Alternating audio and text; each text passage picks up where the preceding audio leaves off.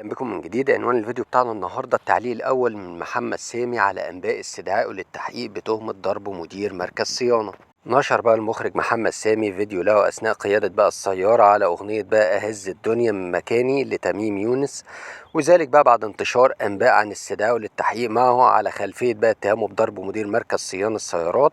وظهر محمد سامي وهو يرقص اثناء قياده لسيارته طبعا المرسيدس، وبجواره زوجته النجمه مي عمر. وكانت بقى الأنباء انتشرت عبر المواقع الإخبارية إن النيابة المصرية أمرت باستدعاء المصري محمد سامي بتهمة بقى ضرب مدير مركز صيانة، واستدعت نيابة مدينة الشيخ زايد محمد سامي لسماع أقواله بقى في اتهام مدير مركز صيانة للسيارات بالتعدي عليه بالضرب وإحداث إصابات به وسبه وقذفه. وذلك بقى بعدما ذهب سامي إلى أحد مراكز الصيانة لعمل طبقة حماية لسيارته الجديدة التي يصل سعرها لحوالي 20 مليون جنيه من الخدوش. وعندما جاء بقى محمد سامي ليستلم بقى السيارة من المركز بعد أيام، فوجئ بوجود خدوش بها وبعض بقى الأتربة والأوساخ أسفل الطبقة التي وضعها عمال المركز على السيارة. وطلب بقى مقابلة مدير المركز، واشتد بقى النقاش بينهم وتحول لمشادة كلامية واشتباك بالأيدي.